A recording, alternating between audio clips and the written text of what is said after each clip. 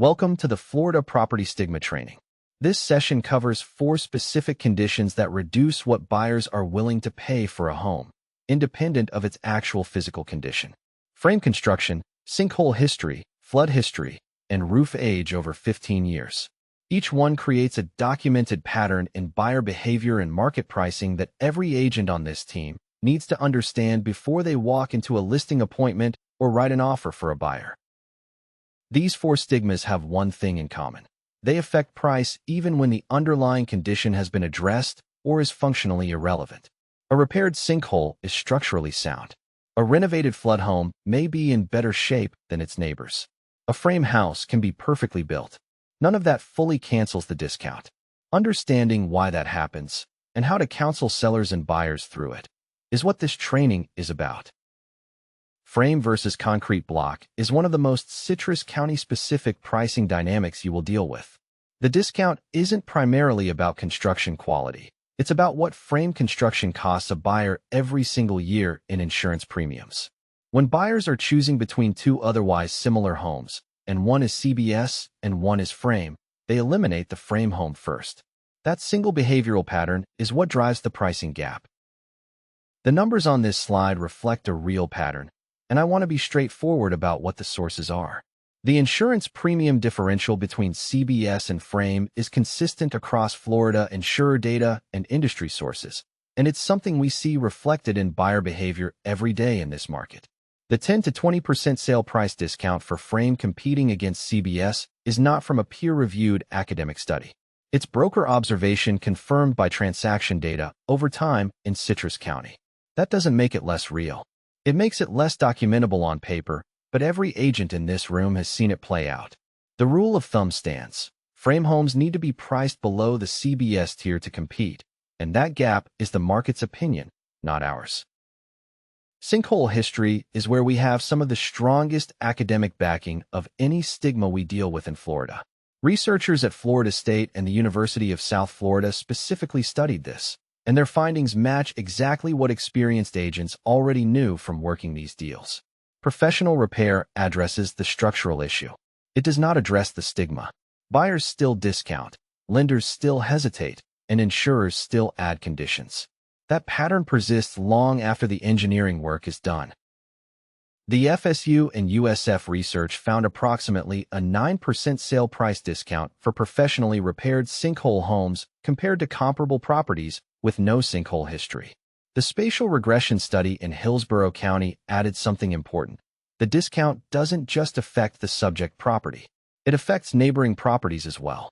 The financing and insurance complications are real and practical. They shrink the qualified buyer pool, which by itself creates downward price pressure even before a buyer negotiates. When you're handling a sinkhole listing, the approach comes down to 3 things. Price for the stigma, not the repair. Document everything before the buyer asks for it. And know your financing reality going in. A seller who has done everything right, full professional remediation, complete documentation, clean inspection, still needs to be priced 8 to 12% below a comparable non-sinkhole home. Starting too high doesn't test the market. It adds stigma on top of stigma by creating extended days on market and buyer perception problems. The documentation package should be ready before the listing goes live. Engineer's report, completion report, insurance claim disposition, final inspection. Every question a buyer's agent might ask should already be answered. Flood history is the stigma where perception diverges most sharply from physical reality. A professionally renovated flood home often has newer HVAC, updated electrical, current code plumbing, and finishes that its neighbors don't have. The market frequently doesn't price that in. What it prices in is the history and the risk perception that comes with it. The research record on flood discounts is extensive and consistent across multiple markets and multiple storm events. The research here is well documented and comes from credible sources. Freddie Mac's 2020 analysis of Harris County, Texas showed a 2.3% pre-storm discount for flood zone properties that widened significantly after Hurricane Harvey.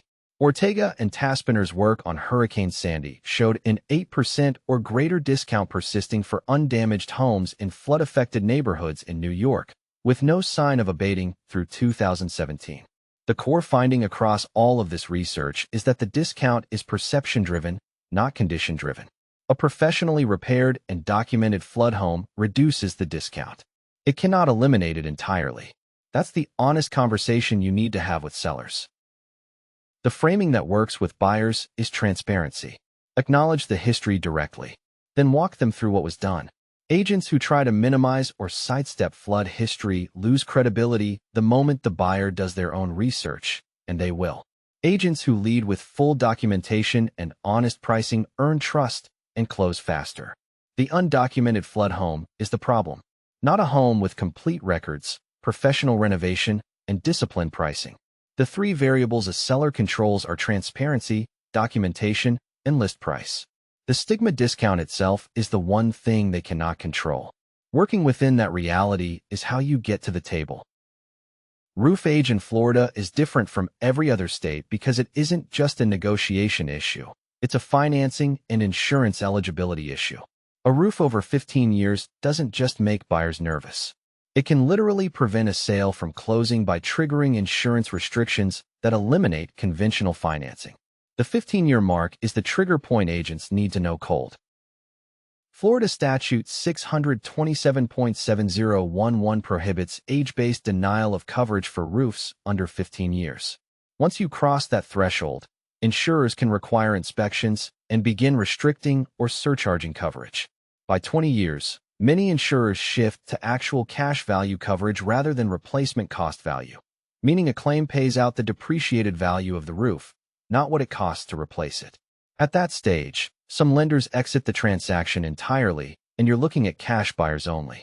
This isn't a soft discount situation. This is a hard financing wall that shrinks the qualified buyer pool to near zero in some cases. On the math, roof replacement in Florida runs roughly $15,000 to $25,000. The value added to a sale is typically 60 to 70% of that cost. So the net cost to a seller who replaces is somewhere in the $5,000 to $10,000 range after the price benefit. The replace versus credit question comes up every time. A seller credit sounds simpler and cheaper, but it limits the buyer pool to cash because financed buyers may still hit insurance barriers even with a credit in hand. In most situations, replacing the roof nets a better outcome than crediting. But this is a judgment call that depends on the specific home, the market conditions, and the seller's timeline. There is no universal rule. The guidance is to run the math with your seller before assuming a credit solves the problem. And whatever approach you take, disclose the roof age proactively.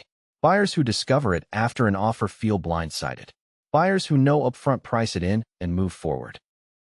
The bottom line across all four stigmas is the same principle. The discount is real, it's documented where research has been done, and it's confirmed by practitioner experience in markets like ours where academic studies may not exist. The honest approach is always more effective than the optimistic one. Price to reflect the stigma. Document everything that reduces it. Disclose proactively rather than reactively. Agents who do those three things consistently close faster, generate fewer renegotiations, and build a reputation for straight talk that turns into referrals. That's the takeaway from every one of these four categories.